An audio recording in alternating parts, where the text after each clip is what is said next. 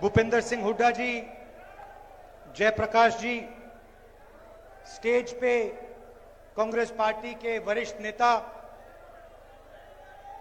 भाइयों और बहनों और कांग्रेस पार्टी के हमारे प्यारे कार्यकर्ताओं, भैया भैया ब्रदर थोड़ा पीछे आ जाओ भैया।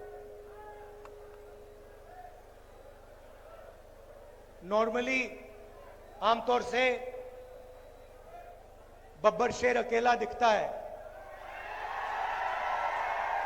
टाइगर अकेला दिखता है, यहां पे मतलब हजारों टाइगर एक साथ बैठे हुए हैं। कांग्रेस पार्टी के कार्यकर्ता, मोदी जी का आपने चेहरा देखा है आजकल? देखा है? पहले 56 इंच की छाती हुआ करती थी,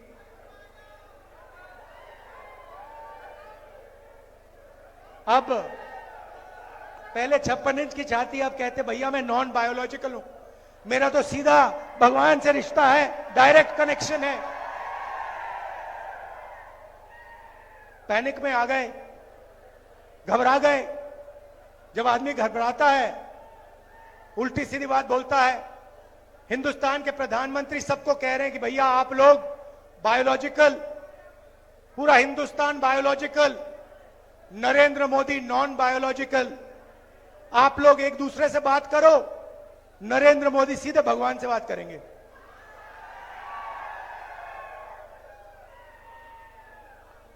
और फिर भगवान ने चुनाव में उनको सबक सिखा दिया।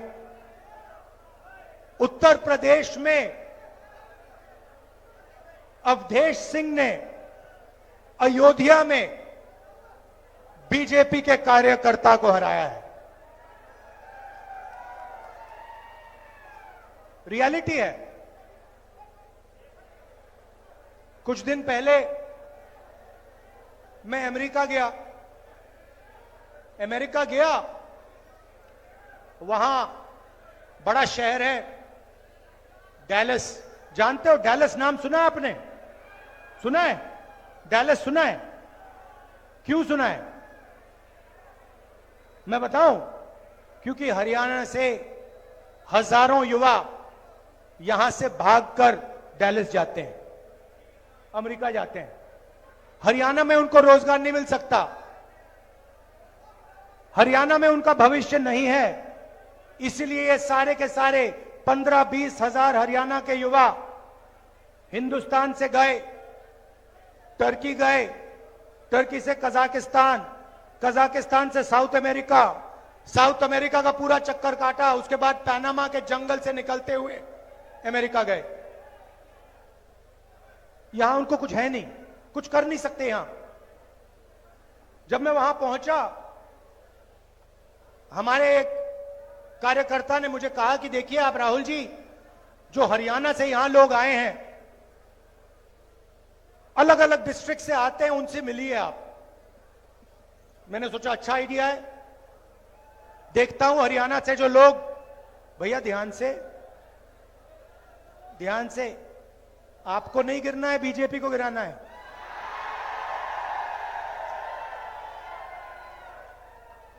जोश बहुत है अंदर, आज फुल है, इंजन पूरा स्टार्ट है। तो मैंने कहा चलो जाके मिलते हैं। गया, 15-20 लोग छोटे से घर में रहते हैं, एक कमरे में, एक साथ खाना पकाते हैं, एक साथ सोते, कोई जगह नहीं। यहां से दौड़कर गए, भाग कर गए। उन्होंने मुझे बताया कि राहुल जी, समुद्र में हम गए छोटी सी बोट में, पता नहीं था क्या होगा, डूब जाएंगे, मर जाएंगे। हमारे मित्र मरे। बोट के बाद हम साउथ अमेरिका पहुंचे। साउथ अमेरिका के बाद माफियाज ने हमें पकड़ना शुरू किया। रोड पे रोकते थे, पिस्तौल निकालते थे, कहते थे पैसा दो। हमारा सारा पैसा लूट लिया। जंगल से हम निकले, पनामा के जंगल से हम निकले। हमने अपने दोस्तों को मरते हुए देखा अपनी आंखों से, उनकी लाशें देखी हैं, उन्होंने वीडियो भी दिखाई मुझे। कि ये देखिए, हम नाव से ऐसे गए, हम जंगलों में ऐसे गए। मैंने उनसे पूछा, भाई एक बात बताओ, यहां से आप अमेरिका गए, कितने पैसे लगे? कहते हैं 35 और 50 लाख के बीच में लगते हैं। मैंने उनसे पूछा, भैया आप जा रहे हो, अगर आपके पास 35 लाख रुपया है तो आपने हरियाणा में बिजनेस क्यों नहीं खोला? छोटी सी दुकान क्यों नहीं चलाई? कहते, राहुल जी हरियाणा में आज 35 लाख 50 लाख के साथ भी बिजनेस नहीं खोला जा सकता है। हरियाणा में सिर्फ बेरोजगारी है और महंगाई है।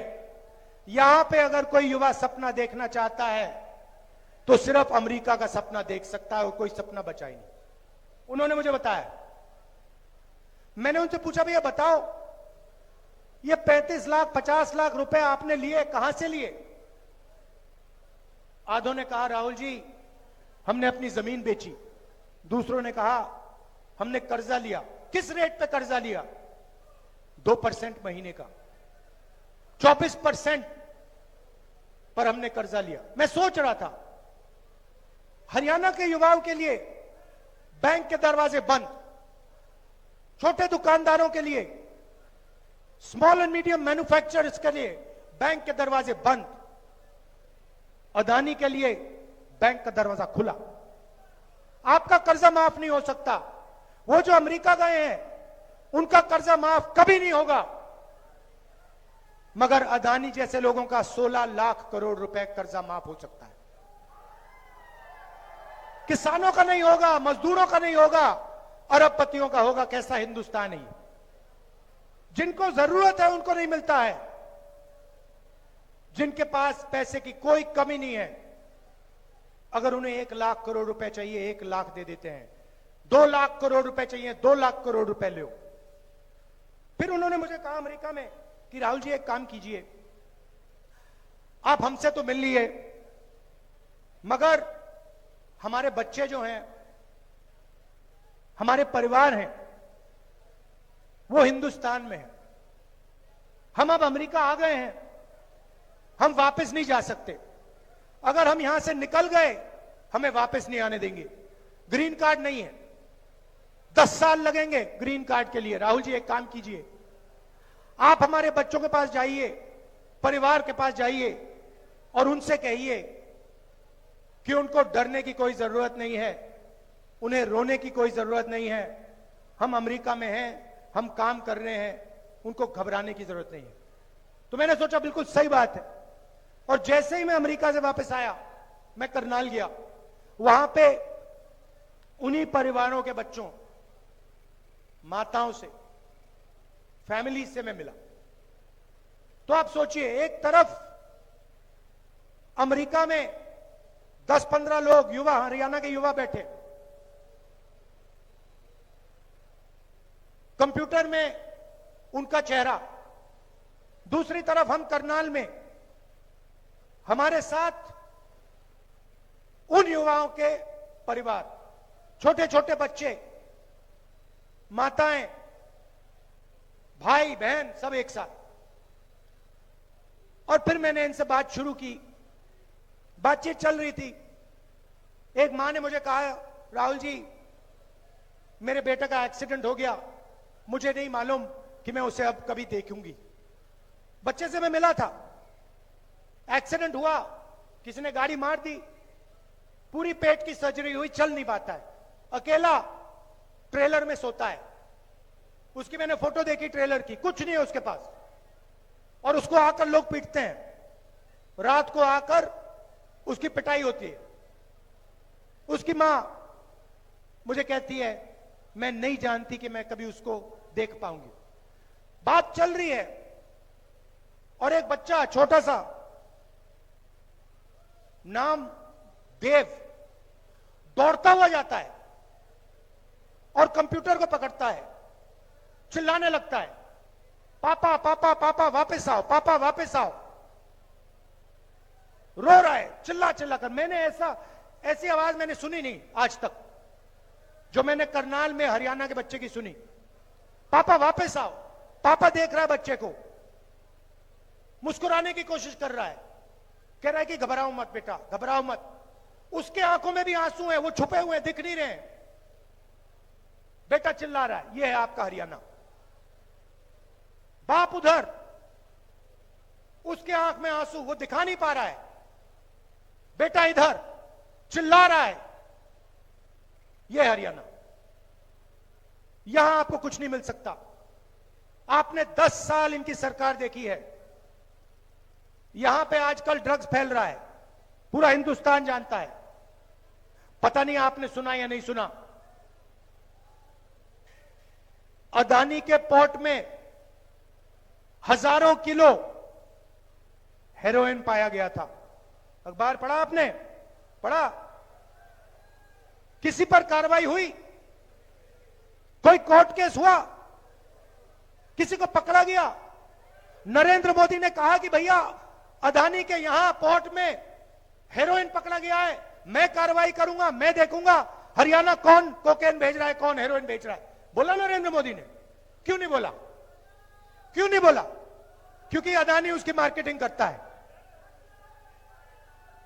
यहां किसानों से उनका हक छीना जाता है। रोज आप मेहनत करते हो, आप प्रोडक्शन करते हो, आप देश को भोजन देते हो, आपको सही दाम मिलता है? धान के लिए, गेहूं के लिए सही दाम मिलता है? अरे भाई, किसी के जेब में तो पैसा जा रहा है ना। अगर आपके जेब में नहीं जा रहा, पैसा आसमान में तो नहीं उड़ रहा ना, किसी ना किसी के जेब में तो जा रहा है ना।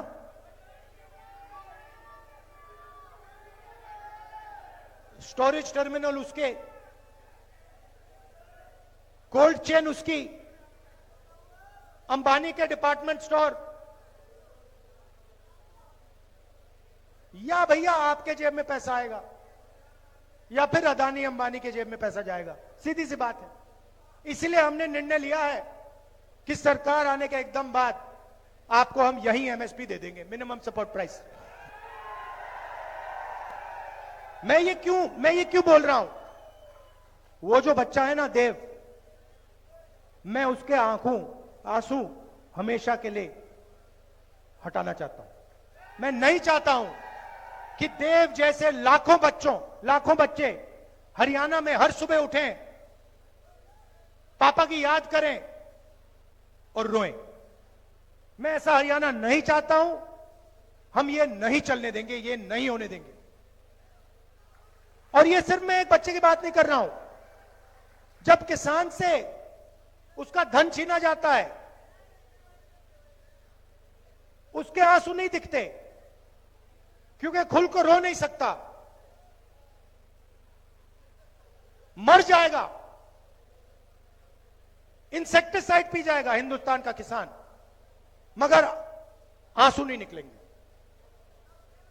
यह सच्चाई है। हरियाणा के किसान को मैं जानता हूं, आपके साथ मैंने खेती की है हरियाणा में, मैंने देखा है क्या हो रहा है। हरियाणा का किसान नहीं रो सकता है,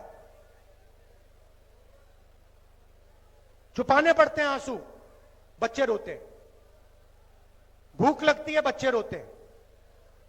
ऐसा हमें नहीं चाहिए हरियाणा। और जहां भी देखो उन्हीं लोगों को फायदा होता है। एयरपोर्ट देखो अदानी, बंबई का एयरपोर्ट, लखनऊ का एयरपोर्ट, सारे के सारे एयरपोर्ट अदानी।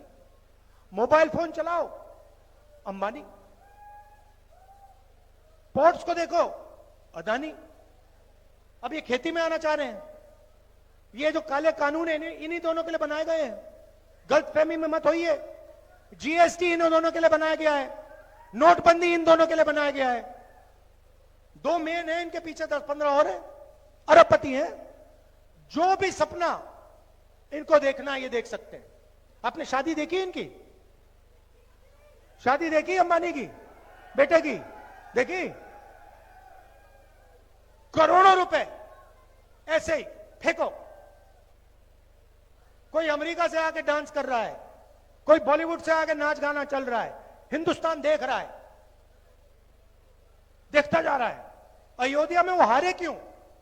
अयोध्या में मंदिर खोला, वहां अदानी दिखे, अंबानी दिखे, अमिताभ बच्चन दिखे, बॉलीवुड पूरा दिख गया, मगर गरीब किसान एक नहीं दिखा आपको वहां पे। हिंदू सच है, इसीलिए तो अवधेश ने इनको पटका है।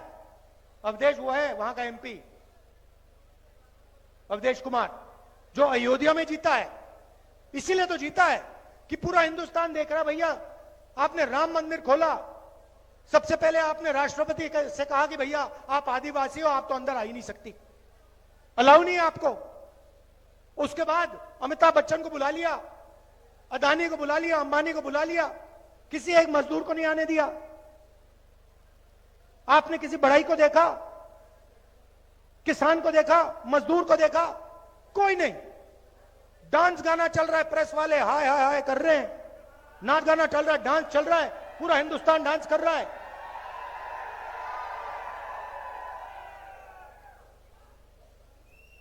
ये रियलिटी है आपकी। तो अब आप कहोगे कांग्रेस पार्टी क्या करेगी, तो मैं आपको बताता हूं। मैं शुरुआत की बात करता हूं। सबसे पहले गरीब लोगों के जेब में डायरेक्ट पैसा डालना है, सीधा। और भैया मैं आपको बता रहा हूं, ये मैंने लोकसभा में वायदा किया था। मैंने वायदा किया था कि हर गरीब परिवार के बैंक अकाउंट में, सुनो, हर गरीब परिवार के बैंक अकाउंट में मैं और कांग्रेस पार्टी इंडिया गठबंधन 1 लाख रुपए साल के अंदर डालने जा रही है। ये हमने कहा था, ये मैं छोड़ूंगा नहीं, आज नहीं तो कल। मैं बता रहा हूं, याद रखो आप, जितना पैसा इन्होंने अंबानी अदानी को दिया ना, मैं उतना ही पैसा निकाल कर हिंदुस्तान के किसानों को देने जा रहा हूं। मुझे कोई फर्क नहीं पड़ता मीडिया वाले कुछ बोले ना बोले। छोटे बिजनेस वालों को, मिडिल साइज बिजनेस वालों को, बेरोजगार युवाओं को, किसानों को, मजदूरों को, जब नेशनल लेवल पे सरकार आएगी हमारी जो आने वाली है, उसी टाइम जितना पैसा नरेंद्र मोदी ने अदानी और अंबानी को दिया है, गिनती से मैं उतना ही पैसा हिंदुस्तान के गरीब लोगों को दूंगा। मगर अब हरियाणा की बात। अब हरियाणा की जनता के जेब में डायरेक्ट हम पैसा डालना चाहते हैं। सबसे पहले महिला शक्ति प्रोग्राम, 2000 रुपए महीने के महिलाओं के बैंक अकाउंट में हरियाणा की सरकार डालने जा रही है। सिलेंडर कितने का है आजकल? कितने का है? 1100, 500 का हो जाएगा।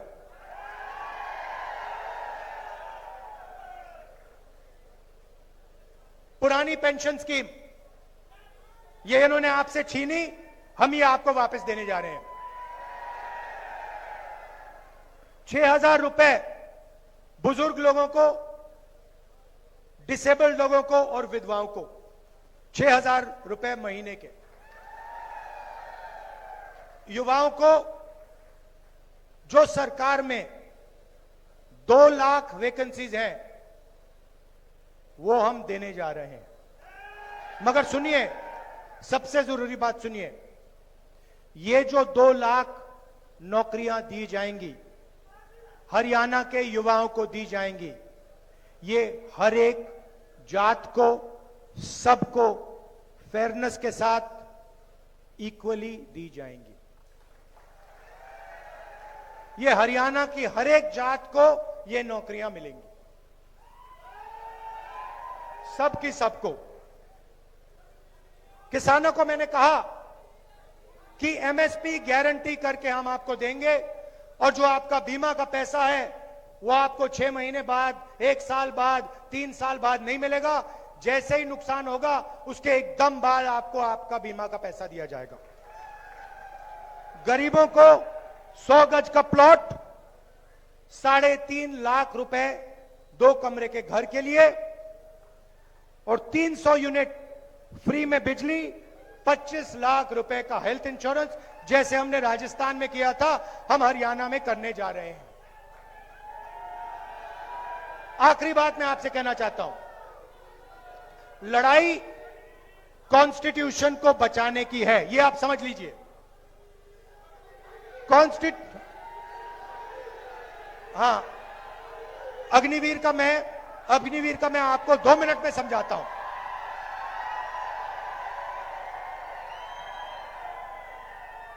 देखिए ना, फिर से मैं देव की बात करता हूं। वो बच्चा जो रो रहा था, वो क्यों रो रहा था?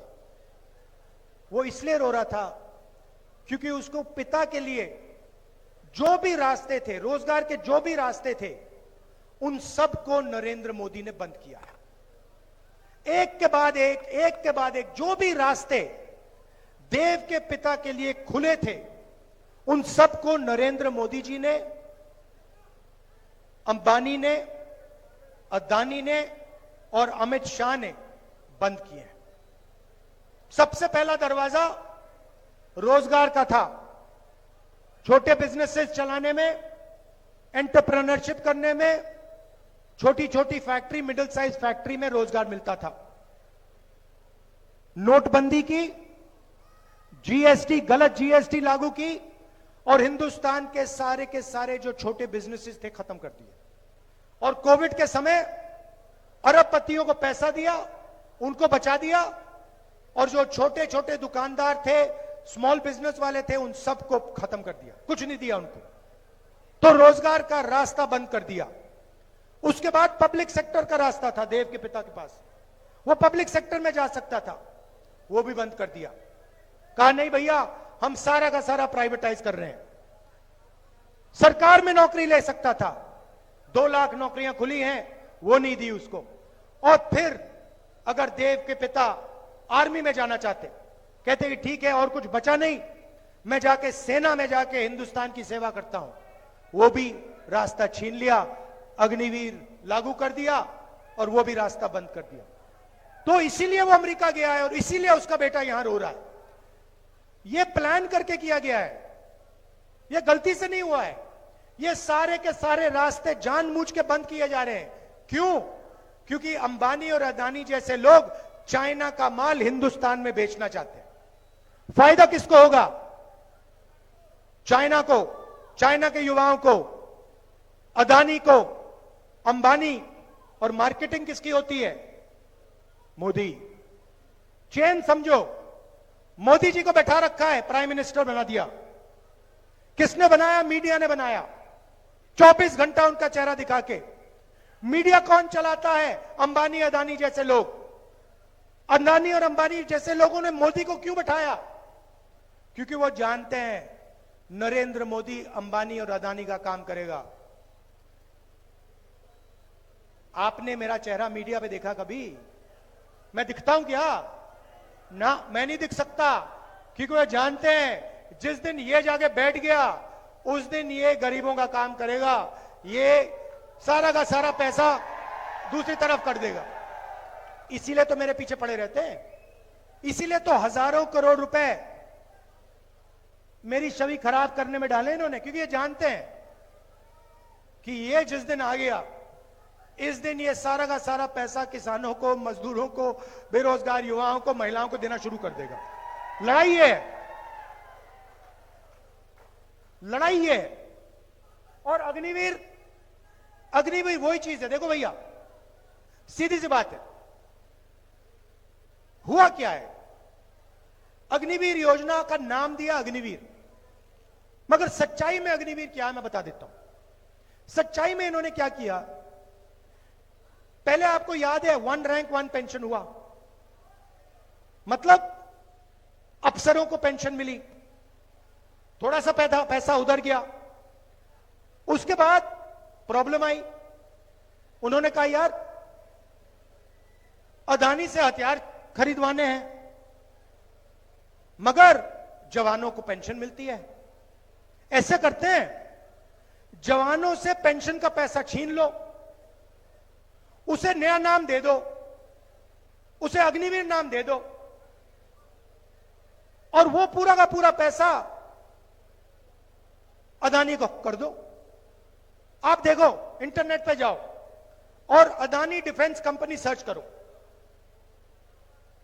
अदानी डिफेंस में आपको दिखेगा इजराइल का हथियार दिखेगा।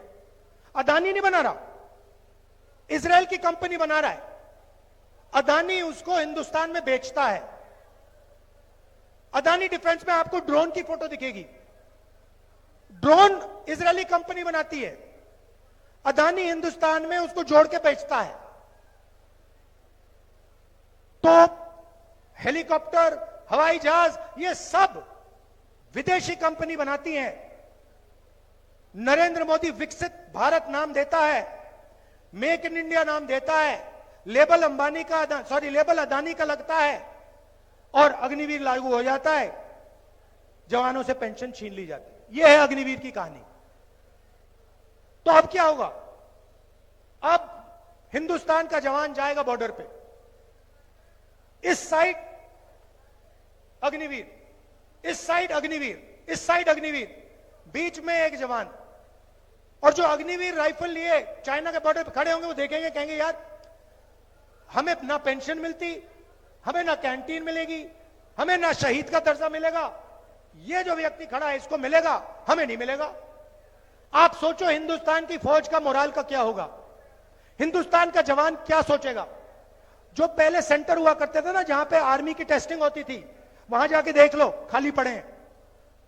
क्योंकि अग्निवीर जानता है कि ये नाम सिर्फ अग्निवीर है, इसका सच्चा मतलब मेरा जो हक है, हिंदुस्तान के जवान को जो हक है, पेंशन है, कैंटीन है, शहीद का दर्जा है, वो छीन ली गई है, वो चोरी कर ली गई है और वो अदानी को दी गई है। यह है अग्निवीर का मतलब। और हरियाणा में तो आप इसको बहुत अच्छी तरह समझते हो, आप पॉलिटिकल लोग हो, 1 मिनट में आप देखोगे अग्निवीर, उसका सही मतलब समझ जाओगे, 1 सेकंड में पकड़ लोगे। यह है, इसीलिए सरकार बदलनी है और एक साथ मिलकर, सबको एक साथ मिलकर, 36 बरादरियों को एक साथ मिलकर 36 बरादरी की सरकार बनानी है। यह मैं आपसे कहना चाहता था। अब कांग्रेस पार्टी के टाइगर, इसके बाद सीधा मैदान में सारे के सारे एमएलए यहां जिताने, अपनी सरकार बनानी है, हरियाणा की सरकार बनानी है। दिल से आपका धन्यवाद। आप जानते हो, जब भी मेरी जरूरत हो, पार्लियामेंट में कुछ बुलवाना हो, लोकसभा में कुछ कहलवाना हो, हरियाणा की कोई भी मदद करवानी हो, मुझे बुलाओ, मैं यहां हाजिर हो जाऊंगा। दिल से आपका धन्यवाद। और याद रखिए, कॉन्स्टिट्यूशन गरीबों की रक्षा करता है। ये आरएसएस वाले लोग कॉन्स्टिट्यूशन को मिटाना चाहते हैं, हटाना चाहते हैं। ये इनका पूरा लक्ष्य यही है कि किसी ना किसी तरह कॉन्स्टिट्यूशन, जिसने हिंदुस्तान के गरीब लोगों को शक्ति दी, जगह दी, ये मिट जाए। कह नहीं सकते, मगर इनका लक्ष्य यही है कि कॉन्स्टिट्यूशन को हटा दो और जो पहले का सिस्टम था, वो सिस्टम वापस ले आओ। हम कॉन्स्टिट्यूशन की रक्षा करेंगे। अंबेडकर जी का कॉन्स्टिट्यूशन है, गांधी जी का कॉन्स्टिट्यूशन है, हिंदुस्तान के गरीबों का कॉन्स्टिट्यूशन है। इस कॉन्स्टिट्यूशन को कभी नहीं छूने देंगे हम। धन्यवाद। जय हिंद। राहुल जी का बहुत बहुत हिसार पार्लियामेंट क्षेत्र में पहुंचने पर साथियों धन्यवाद करता हूं। और मैं विश्वास दिलाता हूं राहुल जी, सारी की सारी सीटें हिसार पार्लियामेंट क्षेत्र की आपकी जोड़ी में जाएंगी। हाथ खड़े करके विश्वास दिला दो। और हमारे नौजवान साथी दीपेंद्र सिंह का इसमें बहुत बड़ा योगदान है।